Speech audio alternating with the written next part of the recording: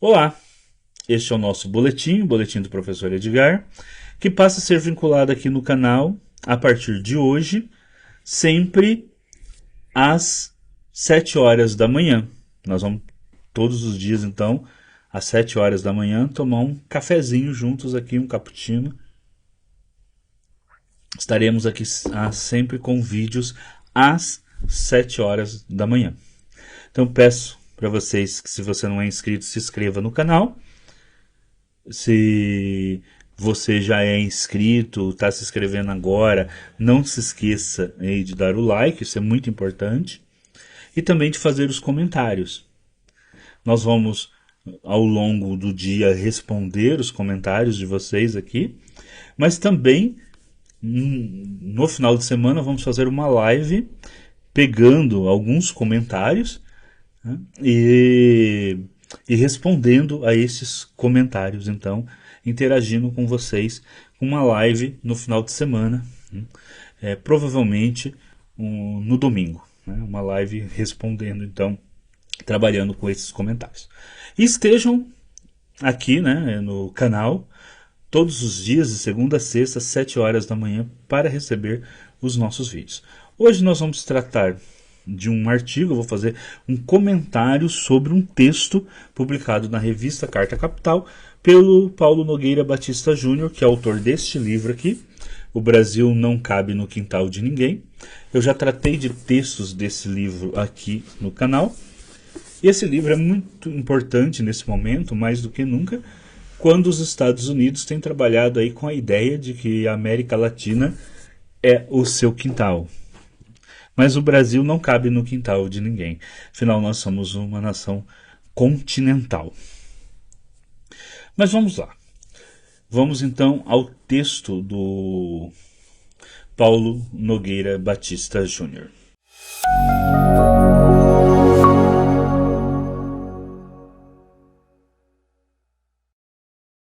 Esse texto, intitulado Os Bilionários e o Estado, foi publicado então agora na revista Carta Capital. O Paulo Nogueira, ele começa o artigo ali já no início do primeiro parágrafo falando que existe uma certa aversão aos bilionários. Esse é o único trecho do texto que eu discordo dele. Eu penso que, principalmente aqui no Brasil, essa aversão pode existir principalmente naquelas pessoas que se identificam mais à esquerda. Mas, tanto naqueles que se identificam à direita, quanto numa parte considerável da população que nem tem uma identidade assim tão clara se é a esquerda ou a direita, que está mais ali ao centro, no sentido que escolhe os seus candidatos não tanto por ideologia, mas por outras questões, que existe um culto aos bilionários, assim, inclusive, né, vocês podem ver como filmes como, por exemplo, do Homem de Ferro lá fazem sucesso aqui no Brasil, e aquela ideia que pelo esforço próprio você vai chegar a ser um bilionário, até um desconhecimento que existe, né, da biografia desses bilionários, que as pessoas acreditam realmente muitas vezes que foram pessoas que simplesmente chegaram a se tornar bilionários devido à sua genialidade, ao seu esforço, e não veem que alguns, por exemplo, são herdeiros de mina de diamante, o que é muito mais fácil, né, para você então depois empreender. Então, nesse sentido, eu tenho uma certa discordância com o Paulo Nogueira. Depois, ele continua o texto falando da questão, e aí sim, essa questão é muito importante para a gente discutir, para a gente debater, que é a tomada do poder público pelos bilionários, né, pelos ricos, que passam a operar o seu Estado a favor, principalmente no Ocidente, principalmente em países como Brasil, Estados Unidos e Europa. E a gente pode citar nesse caso, por exemplo, os bilionários das Big Techs, que estão aí se alinhando ao Trump. Esses mesmos bilionários, eles tinham uma distância maior em relação ao governo do Biden. Inclusive, em muitos momentos, eles estavam propensos a aceitar e a discutir a regulação das redes sociais, porque eles tinham um distanciamento maior em relação ao governo dos Estados Unidos, mas com a chegada do Trump ao poder, e eles estavam ali logo nos primeiros dias ali, quando o Trump estava quando o Trump estava lançando aquele monte de medida que ele lançou ali no começo do governo dele, lá de assinar 100 medidas no primeiro dia lá, ele estava com os bilionários em torno dele lá, os bilionários da Big Tech, e agora ele faz pressão em diversos países, né, Austrália, Brasil, em vários países, para que não haja regulação nenhuma das redes sociais, que é um pedido desses bilionários. Então, é o governo agindo de acordo com os interesses desses bilionários. O mesmo ocorre no Brasil também, onde você tem uma dominância aí da Faria Lima sobre a política brasileira no Congresso, ou seja, do capitalismo financeiro, mas também do agrocapitalismo brasileiro no Congresso, se bem que hoje tudo isso está interligado, e também sobre o Banco Central. Essa existência, né, dessa influência dos bilionários, né, dos super ricos na política é o que impede, por exemplo, a tributação dos ricos, né? Toda vez que o governo propõe uma tributação maior sobre os ricos, né, os super ricos, ou aqueles que também, né, vivem apenas dos juros, né, os rentistas, isso é muito difícil ocorrer. Assim como a baixa dos juros, já que o Banco Central, inclusive pós-governo Bolsonaro, ganhou autonomia, mas é uma autonomia em relação ao poder político, mas não uma autonomia em relação à Faria Lima, ao poder dos bancos, que passam então efetivamente a controlar ali o Banco Central. Agora, o Paulo Nogueira, ele, né, caminha para uma análise da Rússia, por exemplo. A Rússia, ela tem ali, os bilionários russos são chamados de oligarquia, né? São os oligarcas russos. É até interessante isso, que a imprensa ocidental, ela se refere aos bilionários russos como oligarcas, principalmente ali num certo período da Rússia, para dizer que eles eram oligárquicas no sentido de que eles que controlavam o Estado.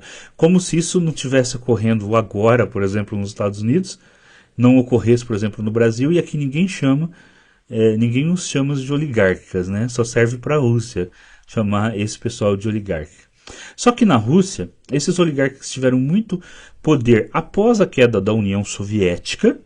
Então, com o fim da União Soviética e a emergência do governo Boris Yeltsin, que era um governo neoliberal, um governo fraco, que pegou uma Rússia ali num período de transição entre o regime comunista, entre a época que a Rússia fazia parte da União Soviética, era um gigantesco império que foi destruído de dentro para fora. Isso é uma lição, né, para nós brasileiros, porque a União Soviética é a maior demonstração que impérios continentais você não os conquista, você não os destrói de fora para dentro, mas você consegue aliciar, né, inimigos internos e destruí-los de dentro para fora.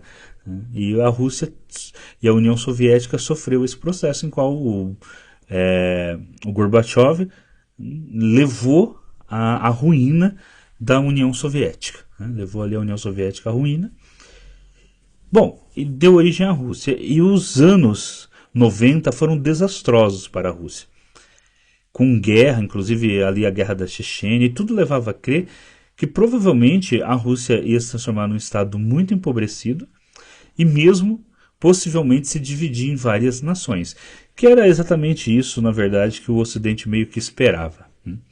Até que houve, então, a subida ao poder do Putin. Com Putin subindo ao poder, o Vladimir Putin, então, ele passa a controlar, de fato, o Estado, e os oligarcas continuam existindo, mas eles passam, então, a ter que atender os interesses do Estado.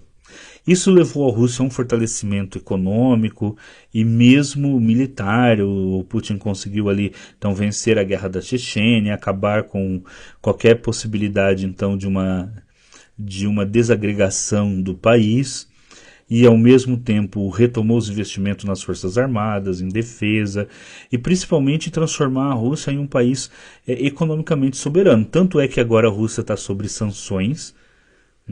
Eu nem gosto muito da palavra sanções, eu prefiro usar guerra econômica mesmo, está sob guerra econômica. E mesmo assim ela resiste. E mais, hoje a Rússia tem o quarto PIB de poder de compra do mundo. Então, mesmo sob sanções, mesmo em uma guerra, o PIB russo vai muito bem. Para ver que quando o Estado toma a dianteira do desenvolvimento e tem um projeto de desenvolvimento, mesmo numa situação muito crítica como uma guerra e sanções internacionais, esse Estado consegue resistir, mesmo a economia desse país consegue resistir. Até porque a economia da Rússia é uma economia muito grande, né? Uma economia forte, e é um Estado também um grande produtor de energia, e um Estado como o Brasil de dimensões continentais. É muito mais fácil você pressionar e principalmente via aí guerra econômica, destruir um estado pequeno como Cuba, por exemplo, que é uma ilha, né? E aí sim você acaba, e Cuba com sanções aí há mais de 60 anos, né? Aí você realmente consegue ali fazer com que o país se torne muito difícil, né, a vida no país. Bom, o Paulo Nogueira também vai citar a China. Ele vai falar, né, que os bilionários da China né, estão ali de acordo com os interesses do Estado e do Partido Comunista, que é quem controla atualmente o Estado chinês, assim como houve outras dinastias, atualmente é o Partido Comunista. E é graças a políticas firmes de Estado, né, a ter um Estado que demanda planos, que tem objetivos de alcançar uma soberania econômica, desenvolvimento tecnológico e tudo mais, que a China conseguiu atingir o crescimento econômico que ela tem atualmente, chegando aí hoje a ter uma economia que está ultrapassando, né, a dos Estados Unidos, e ao mesmo tempo ser a fábrica do mundo. Graças então a um projeto de nação que é desenvolvido pelo Estado, e mesmo os bilionários não são os bilionários que controlam o Estado, é o Estado que tem um projeto e os bilionários precisam seguir esse projeto. Não que eles não existam, eles existam, mas eles estão dentro desse projeto, porque o poder político não é dos bilionários, o poder político é do partido, né, do Partido Comunista, do povo chinês. Então, com isso, a China conseguiu atingir um crescimento econômico, combater a pobreza. A China tirou milhões e milhões de pessoas da pobreza. Uma grande diminuição da pobreza mundial foi o tanto de gente que a China tirou da pobreza. Houve um aumento, né,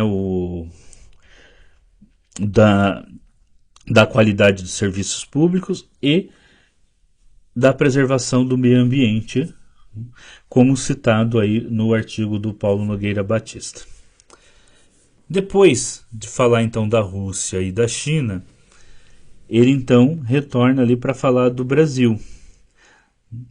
E ele então comenta, né, o fato de no Brasil os ricos terem tomado o Congresso Nacional, como eu já falei no início desse vídeo.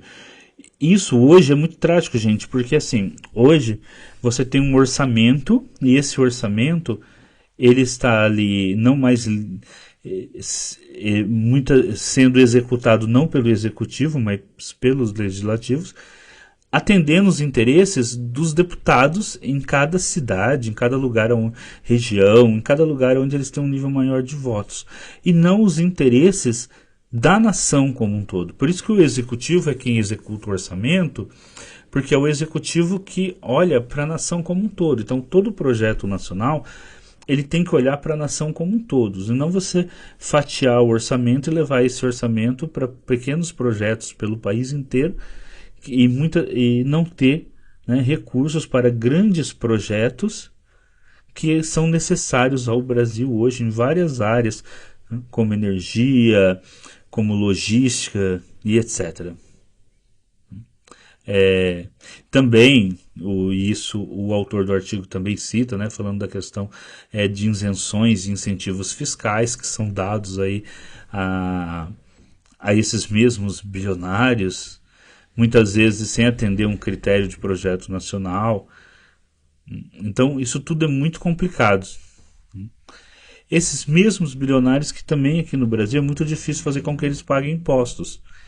E toda vez que diz que eles têm que pagar impostos e pagar um imposto de acordo com a sua riqueza, vem, né, a mídia, que também pertence a esses mesmos bilionários, para convencer as pessoas que eles pagarem impostos é uma coisa ruim, que eles vão embora do Brasil, etc. Como que se no Brasil já não fosse um dos lugares que tivesse o maior juros do mundo e que chamasse muito a atenção justamente por isso, né? Então você tem essa complicação de quando você tem esses bilionários, eles, como diz o Paulo Nogueira Batista, no controle do Estado, então o Estado passa a atender os seus interesses e não os interesses da nação. Então, esses bilionários, o Paulo Nogueira vai concluir, transformaram os Estados Unidos, o Brasil e a Europa em verdadeiras plutocracias, ou seja, em países controlados não mais de forma democrática pelo povo, que escolhe os seus eleitos, mas em países controlados por uma elite endinheirada. Então, existe aí a democracia, o voto, né? A democracia do voto, mas que muitas vezes o que são eleitos, na grande maioria, são representantes dessa plutocracia. Então, é exatamente isso que o Paulo Nogueira enfatiza no seu artigo Os Bilionários e o Estado. Aqui eu cotejei algumas partes do texto com reflexões minhas. Eu vou deixar o link para o texto para quem quiser ler o texto deles, mas aqui no vídeo também eu coloquei, né, diversas reflexões minhas ao mesmo tempo que estava comentando o texto. Então, mas vocês podem depois aí procurarem lá no site da revista Carta Capital, vou deixar o link para ler o texto do Paulo Nogueira.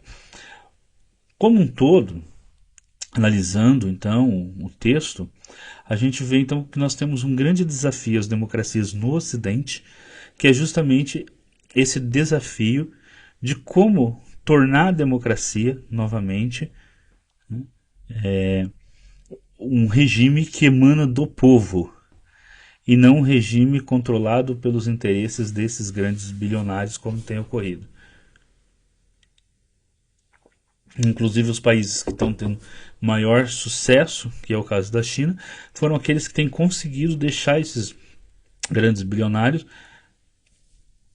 fora de gestar a própria nação. Mas uma gestão feita, mas assim, o poder político sendo outro, que não as mesmas pessoas que têm o poder econômico. Então, este é um problema para o Brasil, este é um problema para os Estados Unidos, este é um problema para a Europa. Mas, talvez exista uma luz no fundo do túnel. A eleição do Mamdani, por exemplo, em Nova York, é uma dessas luzes. É quando a população escolhe alguém à esquerda, alguém que justamente vem do povo e que não tem essas ligações com esses grandes bilionários, a população dá um sinal de que quer uma política diferente. Aqui no Brasil também a população dá esse sinal quando vota para presidente no presidente Lula, e o presidente Lula tentou aí diversas reformas, inclusive agora aí a questão do imposto de renda para quem não vai pagar, quem ganha até 5 mil, mas ainda assim há uma grande dificuldade em você realmente fazer os bilionários, os super ricos, e os rentistas pagarem impostos condizentes com os seus rendimentos, né? E baixar por exemplo, a taxa Selic, né? E baixar aqui no Brasil a taxa de juros, que serve justamente para retirar dinheiro do país, né? Retirar dinheiro aí da população e enviar esse dinheiro justamente para os rentistas, que sobrevivem aí dessas taxas de juros. Então isso é muito difícil, mesmo com o executivo de esquerda, né, com o presidente Lula, até porque o executivo perdeu muita força a partir da crise do governo Dilma, que levou ao impeachment da Dilma. Desde aquele momento, o legislativo tomou a dianteira e hoje o legislativo, inclusive, executa o orçamento que ele não deveria fazer, né? E tomando, então, aí aquilo que deveria ser uma função do executivo, que é exercida pelo legislativo, né? E cada vez mais o executivo tem um poder muito pequeno em relação ao próprio legislativo. Por isso a gente precisa mudar o legislativo, né? Mudar os representantes lá no legislativo. Mas é isso, pessoal. Eu espero que vocês tenham gostado aqui do boletim. Hoje nós trabalhamos então com esse texto do Paulo Nogueira Batista, porque a hora que eu li o texto eu vi que é um texto muito interessante, que dava para a gente comentar então essa questão da emergência de uma plutocracia que está corroendo as democracias do Ocidente, inclusive aquela que até então era considerada a maior democracia do mundo, no sentido de a mais longeva e tudo mais, e não só de eleitores vai ser a Índia, né? Que é os Estados Unidos. Então, essa plutocracia, ela está, então, minando a democracia, na medida em que a democracia passa a ser cada vez mais uma democracia onde aqueles que são eleitos para defender os interesses dessa plutocracia e não os interesses propriamente da maioria da população, até por questão do uso das mídias e etc. Então, esse artigo se posiciona muito bem numa crítica às condições atuais de emergência dessa plutocracia. Essa plutocracia, então, ela precisa ser sinalizada, ela precisa ser estudada, nós precisamos estar atentos a este processo político em desenvolvimento, porque tende a ser um processo que vai minar de tal forma as democracias do Ocidente, países como Brasil, Estados Unidos e países europeus, que pode levar inclusive a uma crise e talvez até ao fim dessas democracias. Então é necessário mantermos aqui no canal, vocês aí também, em geral, a nossa crítica a essas questões. Nossa crítica a essa emergência dessa plutocracia. Pessoal, a gente volta amanhã, às 7 horas da manhã, aqui no canal, com outro boletim, tratando de um outro assunto. Eu espero vocês. Não se esqueça, antes de sair daqui do vídeo, dê o like, faça o comentário e se inscreva no canal se você não é inscrito. Mas faça o comentário, vamos fazer aí o comentário. É muito importante que vocês façam um comentário para a gente poder interagir nos comentários. E depois também eu vou ler esses comentários, vou responder e alguns vou selecionar para comentar na nossa live no final de semana. É isso. Eu sou o professor Edgar, esse foi o nosso boletim e até o próximo vídeo aqui no canal.